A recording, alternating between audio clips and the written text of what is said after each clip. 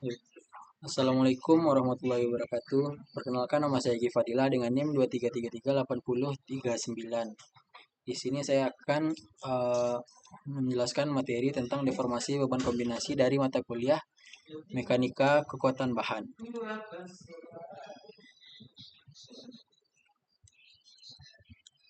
Untuk yang pertama kita masuk ke dalam jenis-jenis beban.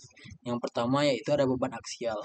Beban aksial adalah gaya yang bekerja sepanjang memanjang suatu struktur, baik berupa tekan mendorong maupun tarik atau menarik. Contoh beban pada kolom tekan itu atau kabel atau tarik.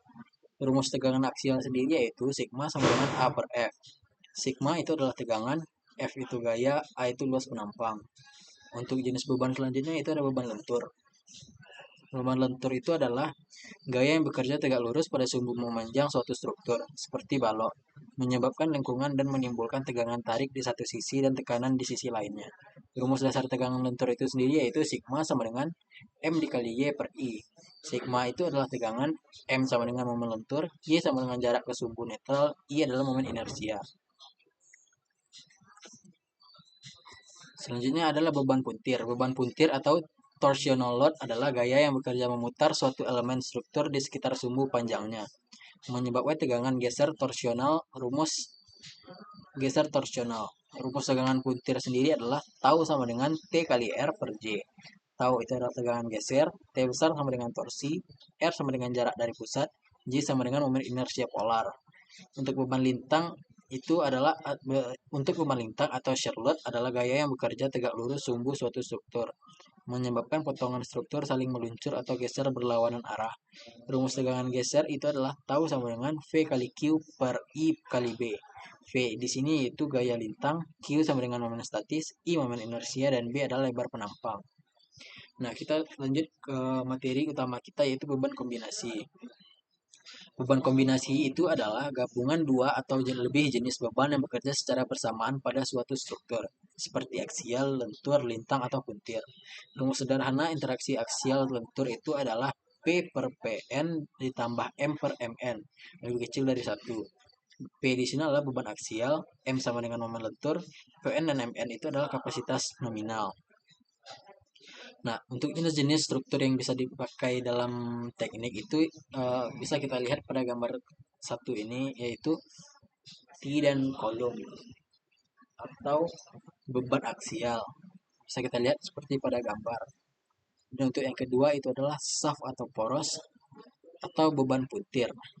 Kita bisa lihat juga pada gambar bagaimana bentuk shaft atau poros. Selanjutnya itu adalah beam atau beban lentur dan beban lintang. Bisa kita lihat seperti pada gambar bagaimana bentuk beam, beban lentur, dan beban lintang. Apa yang dicari dalam beban kombinasi itu sendiri adalah kondisi tegangan yang dialami material oleh struktur. Bagaimana kondisi material itu jika mengalami tegangan. Nah, kita langsung saja masuk ke contoh soal yang pertama. Di sini ada soal yaitu sebuah beam prismatik dengan penampang persegi panjang ditumpu dan diberi beban 150 kN. Tentukan state of stress di titik X pada penampang section AA tersebut. Titik X terletak sedalam 50 mm dari permukaan atas beam. Jadi bisa kita lihat pada contoh soal itu, pada gambar di sini. Nah, untuk penyelesaiannya yaitu yang pertama kita perlu mencari gaya reaksi tumpuan pada A dan B. Yang kedua, kita cari gaya reaksi internal atau gaya dalam di section AA. Dan yang ketiga, yang perlu kita lakukan adalah tegangan-tegangan apa saja yang bekerja di section AA.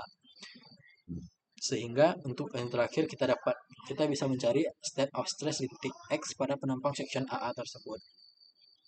Di sini kita bisa lihat untuk penyelesaiannya langkah pertama yaitu kita tentukan dulu bahwasanya nilai ke atas itu adalah positif.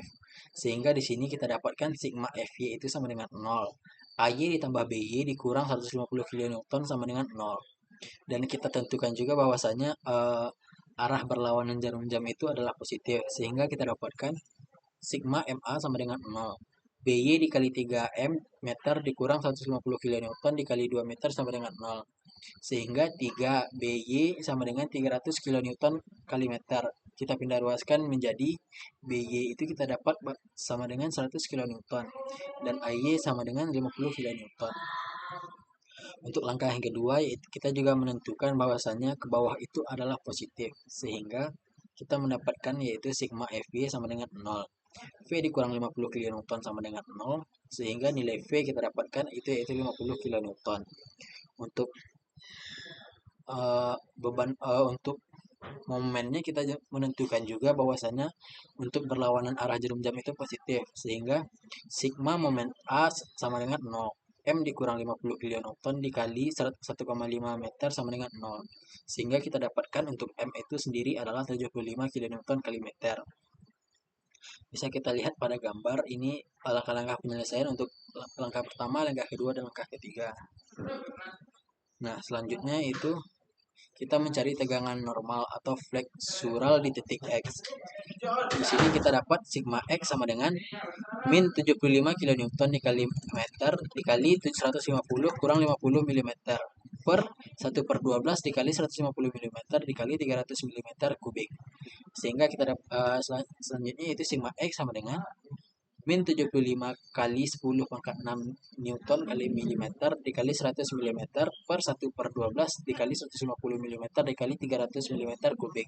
Kenapa di sini jadi 75 kali 10 pangkat 6 Newton kali milimeter? Yaitu karena kita mengubah dari kilonewton menjadi Newton saja. Jadi kita dapatkan 75 kali 10 pangkat 6. Nah, sehingga kita dapatkan nilai hasil delta X yaitu sama dengan min 22,222 Newton per meter kubik, meter kuadrat, milimeter kuadrat. Sehingga delta X itu kita bisa tentukan juga sama dengan min 22,222 megapascal. Nah, selanjutnya kita akan lanjut pada contoh soal yang kedua. Bisa kita lihat di sini dari gambar struktur tersebut, yaitu tentukan state of stress pada titik C. Kita juga bisa melihat pada gambar itu titik C yang bagian mana. Untuk langkah penyelesaiannya yang pertama yaitu kita tentukan gaya reaksi tumpuan pada A dan tumpuan pada B. Di sini kita juga harus menentukan bahwasannya arah ke kanan itu adalah positif, sehingga sigma Fx sama dengan 0, AX tambah B sin theta kurang 125 sin theta sama dengan 0. AX tambah 0,5B dikurang 75 sama dengan 0 untuk persamaan 1. Dan kita tentukan juga bahwasannya ke atas itu adalah positif, sehingga FY sama dengan 0, AY ditambah B cos theta dikurang 125 cos theta sama dengan 0. Dan AY tambah 0,8B dikurang 100 sama dengan 0 untuk persamaan kedua. Sehingga kita juga harus menentukan bahwasannya arah berlawanan jarum jam itu adalah positif, sehingga sigma MA sama dengan 0, B itu 5,7 meter dikurang 125 kN dikali 33,2 ditambah setengah dikali 2,5 meter sama dengan 0. Nah, kita dapatkan yaitu 5,7B itu sama dengan 556,25 dan B itu 5,7 kita pindah ruaskan, sehingga B kita dapatkan yaitu 97,588 kN. Sehingga kita dapatkan nilai B itu 97,588 kN, AX sama dengan 16,447 kN, AY 21,930 kN. Selanjutnya itu kita mencari gaya reaksi internal atau gaya dalam. Kita tentukan untuk arah ke kanan itu adalah positif, sehingga sigma Fx sama dengan 0. NC ditambah 16,447 kN sama dengan 0. Sehingga nilai NC kita dapatkan yaitu sama dengan min 16,447 kN. Kita tentukan juga bahwasanya ke bawah itu adalah positif, sehingga sigma Fb sama dengan 0. Vc dikurang 21,930 kN sama dengan 0. Vc sama dengan 21,930 kN. Tentukan juga bahwa arah berlawanan jarum jam itu adalah positif, sehingga sigma MA itu sama dengan 0. MC dikurang 21,930 kN dikali 2 meter sama dengan 0. MC sama dengan 43,860 kN kali meter. Bisa kita lihat seperti pada di gambar ini. Untuk langkah ketiga yaitu tegangan-tegangan yang bekerja, kita mencari tegangan apa saja yang bekerja pada section beam di titik C. Bisa kita lihat seperti pada gambar. Sehingga kita simpulkan bahwa tegangan normal di titik C itu adalah sigma sama dengan 16,447 kN per 500 mm dikali 200 mm ditambah 43,860 kN kali meter dikali 100 mm ekspor 1/12 dikali 50 mm dikali 200 mm kubik. Sigma sama dengan 1,645 megapascal ditambah 131,58 megapascal. Sehingga kita dapatkan nilai sigma tegangannya itu adalah 133,225 megapascal. Nah, itu adalah nilai dari state of stress yang kita cari tadi. Jadi nilai hasil akhirnya adalah 133,225 megapascal. Baik, sekian presentasi materi tentang